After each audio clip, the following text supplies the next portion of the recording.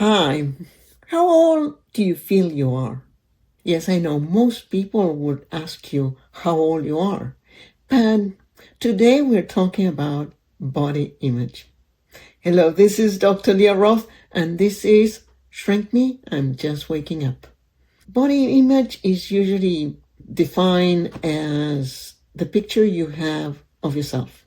I actually have a very short book I published years ago after doing a research on the definition of body image. And I found out that it's been defined each time to meet the needs of the research. There is so many definitions, and that actually shows how vast and complex this concept is. Traverses everything. Among those things is how you engage with life. And I would, just to simplify it here, I'm thinking of Melanie Klein. She had two positions, schizoparanoid and depressive position. I would describe that as the glass half empty or half full. And this is the difference. In the half empty, there is a tendency of splitting anything into good or bad, friend or foe. And if it doesn't come across like blessed, the person will reject it, project it onto someone else. So those things that like shame, those forces that don't feel good are issues of somebody else.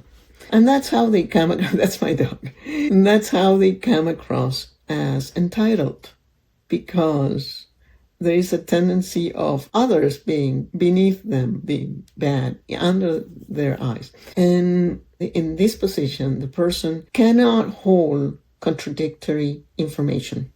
We said it was splitted, and that also means that they cannot hold conflicted information.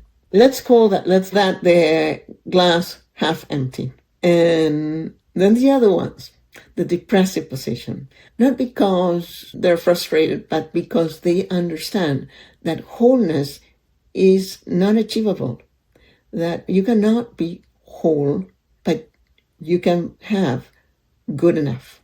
They can see that life is a complex reality and measure their expectations and the possibilities.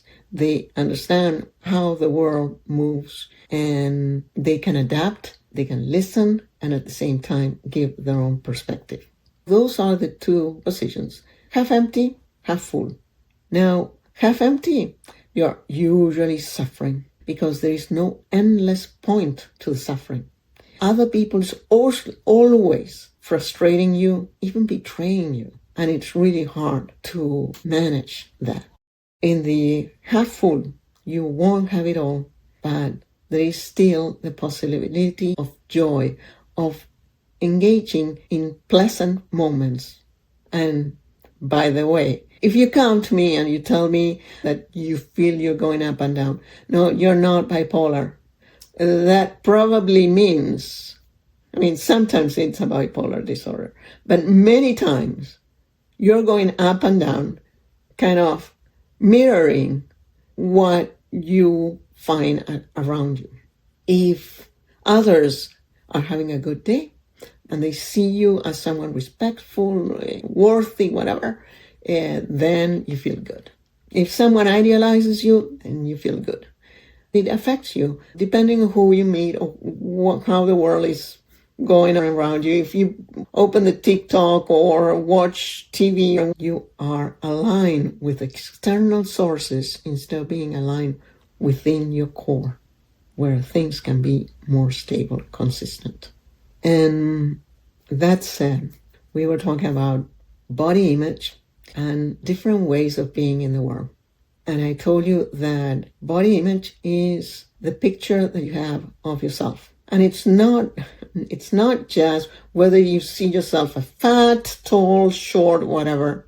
It's not about the visual. It's far more. Remember, I said it's a very complex concept. And it also represents how you move around the world.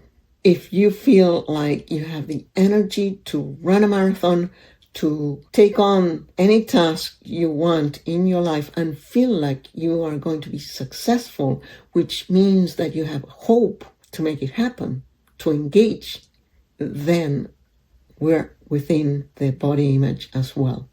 And this is the emotional age.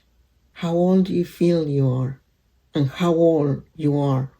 The chronological and the emotional age usually do not match. But if you have a sense of hope, if you feel confident about the instruments you have and the possibility of engaging with whatever is taking your attention in a good way, in a relatively successful way, then you likely feel younger.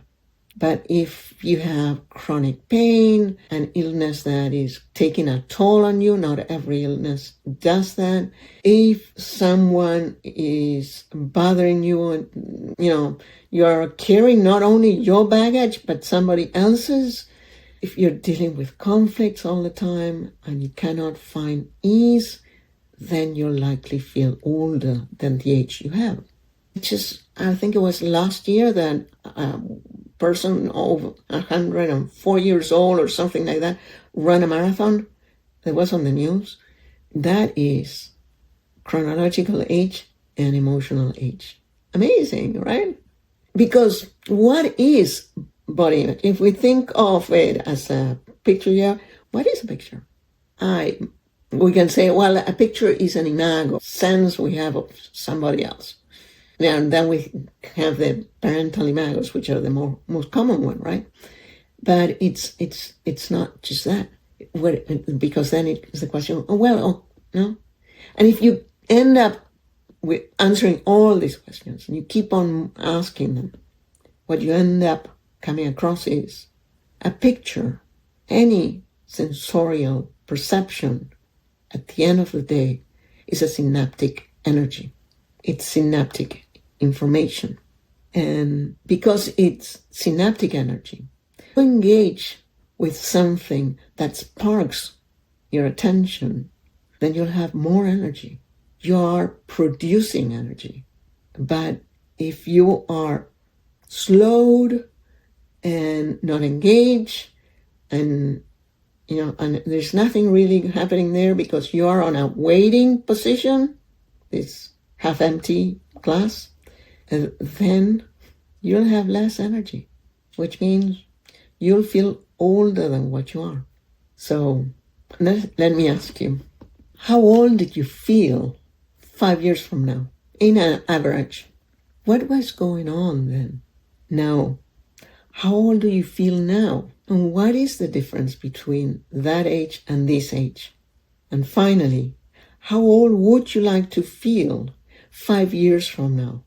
What is it you need to let go in order to make that happen? What is it you need to engage more?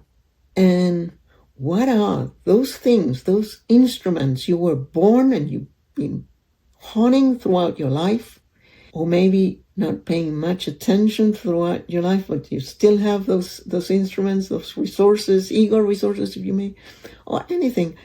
But those things you have, and you have not been paying attention to realize how useful and worthy they are. Yet they are part of your life. So those 3 questions and the goal of finding that, of creating that age in 5 years from now. This is Dr. Leah Roth, and I'll be seeing you next. Take care.